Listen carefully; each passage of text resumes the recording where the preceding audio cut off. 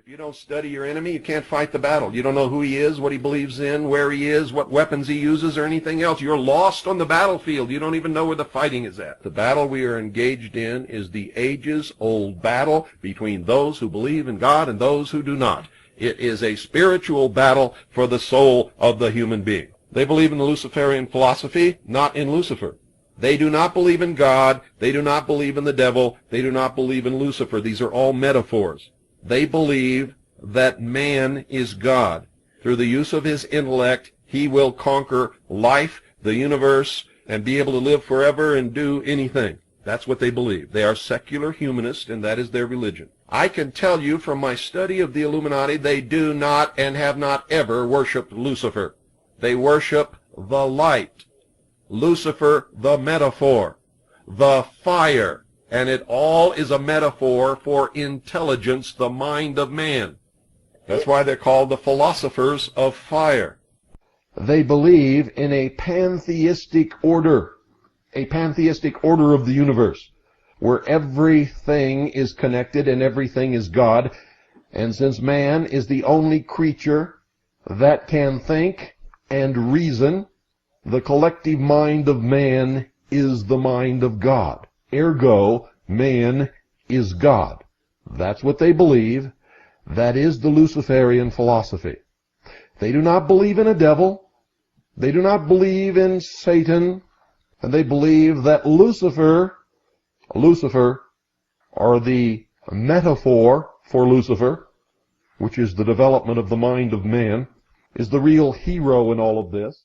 If there really is a devil, that devil exists in the hearts and minds of men and nowhere else. Nowhere else. For if you take man out of the equation, evil ceases to exist, and there is left only the laws of the universe and the balance of nature. Put man in the equation, and before long, evil will rear its ugly head and present itself to the world. The evil is within man, and that is why it was called the fall. The devil never made anyone do it. If you do it, you did it yourself because you fell into temptation. Ladies and gentlemen, I know there really is a Satan, a Lucifer, but he's not out there running around in the woods somewhere, and he doesn't sit up there on some planet looking down at us, and he doesn't fly around in the air. He's real. And I can tell you where he can be found all the time, every day.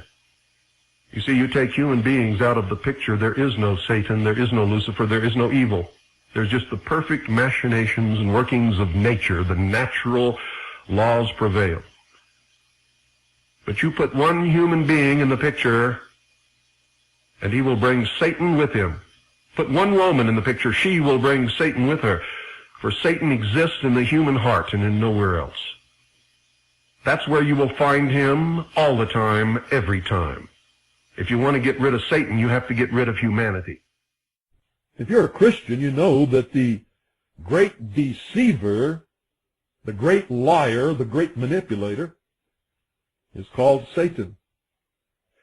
If you want to know where Satan resides, if you want to know who he is, look around and see who is telling you all the lies. It's as simple as that. Who's lying to you, entrapping you, deceiving you, manipulating you, entrapping you, wrapping the coils of the serpent around you?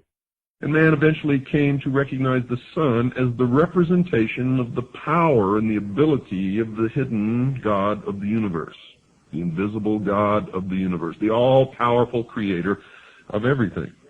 But man, as he gained his intellectual ability, began to look toward himself, toward the intellect as that God, and the sun, the representation of what used to be the invisible God of the universe, then became the representation of the intellect, the light, Lucifer.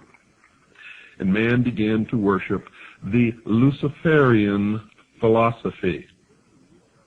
He believed, these people who call themselves the guardians of the secrets of the ages, and still believe, that man was held prisoner in the Garden of Eden by an unjust, vindictive, and very cruel God, the God of the Bible. and that he was set free from the bonds of ignorance to the gift of intellect given to him by Lucifer through his agent Satan. Now eventually this philosophy of worshiping the intellect or wisdom or the mind became known as Gnosticism.